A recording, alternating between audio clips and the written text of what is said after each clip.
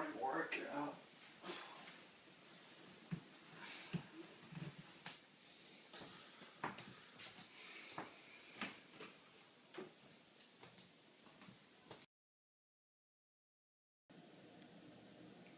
Hi, we are KFBS consultants. We've been brought in to help the UNC lacrosse team with some organizational behavior problems. This is my colleague Georgia on that, and then our other colleague Bobby are going to be helping to identify and give recommendations to some problems that the team is having and what they can do to fix them. What's been the most difficult part about transitioning to college as a lacrosse player? I would definitely think it's managing those two roles as being a student and also being an athlete. There's very high demands at this institution for academic performance as well as athletic performance. And sometimes it's very difficult to understand when we should be spending our time, trying to become a better lacrosse player or trying to become a better student. I think so far, just being able to manage my time effectively and knowing when to do what has been the most difficult for me. So with James, it seems like we have a pretty classic case of role conflict, where basically every hour he spends as a lacrosse player, it's taking another hour away from his ability to be a top-tier student. And this really seems to stem from a conflict between the enacted and espoused values of the lacrosse team as a whole. They want them to prioritize family and school over lacrosse, so those are their espoused values. But when it comes time to play games, play in the Final Four, the enacted values come out, and really lacrosse prioritizes both of those things.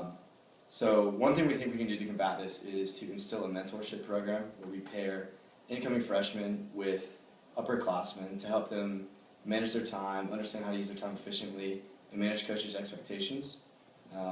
We think that given the opportunity to ask advice and talk to these upperclassmen, the ability to balance their time and manage their time effectively would really come out in these freshmen, and it would create successful student athletes.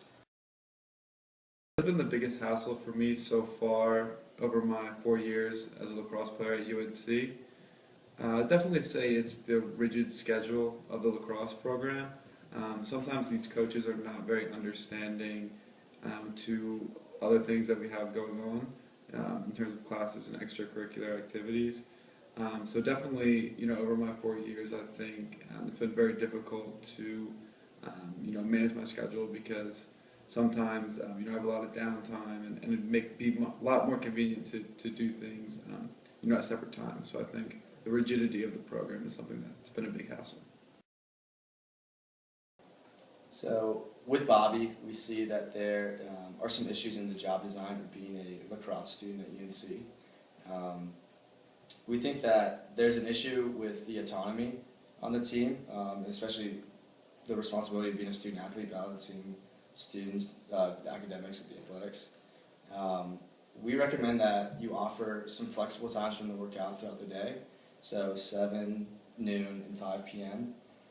We think that this would empower the students and allow them more flexibility in their schedules moving forward. No, I mean, I like Bob. It's not just one guy. I like all those guys, honestly. And figures, we spend, so much time together, workouts, going to take the same classes, and then, practice at night or film at night. So yeah, we see each other a lot. We get along really well. It's just hard to, I guess, stay motivated when, the thought of a championship is so far away. It's hard to kind of keep that end goal in mind. At the same time, we came in, and basically the older guys kind of, the way that they approached morning workouts was, this is just something we got to get through. It's not something where we're going to, put in our all the time. You got to get through fall workouts. And that's kind of the attitude that everyone has adopted almost. And again, it just makes it really hard to stay focused during those times. Talk about the workouts in general. Okay, well, first of all, it's really early. We're getting all of us in there, and so 43 guys. And yeah, the coaches are walking around, but it is early and sometimes hard to, I guess, keep grinding, as the coaches always say. So, for guys that don't want to try, it's not hard to hide. There's weights clanking around, everybody's changing weights, and coaches try to, motivate without having to really feel like police, but it's hard. There's just a lot of us. After hearing these interviews, it's really obvious that this is a classic example of social loafing.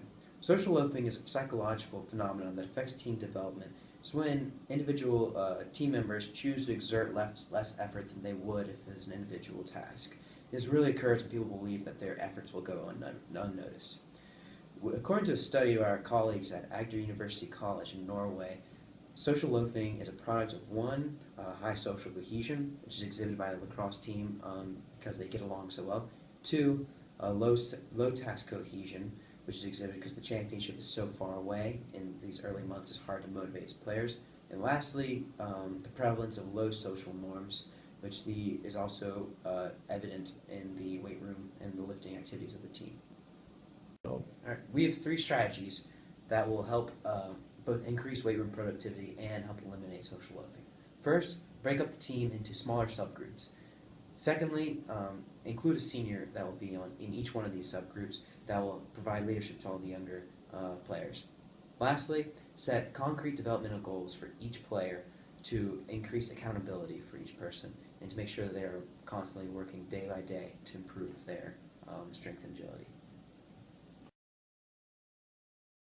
What's the most frustrating part about being a lacrosse player?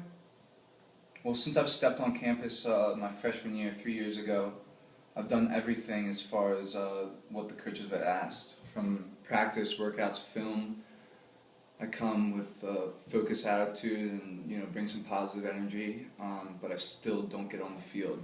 I think as a player, I've improved a tremendous amount since I first started playing lacrosse at the University of North Carolina, but still that improvement has been from here to here, and it still doesn't get me on the field. This is because there's other players that are pretty competitive to play against, and they might have a little more skill than me, but it's been very frustrating being here for 3 years and putting all the work in and not being able to play on the field. The problem with the lacrosse team here is that they are putting forth the effort and performing, yet they're not getting the valued outcome that they think they deserve. They want the playing time on the field. There's a broken link here between their performance and the outcomes they value. In order to fix this, lacrosse players can have monthly assessments with their coaches to identify their strengths and weaknesses in order to understand how to better their skills and to get playing time on the field. The lacrosse team could also identify and reward good performance at practice. This will give players recognition for their strong performance and will also strengthen the link between the performance and outcome in the EPO model.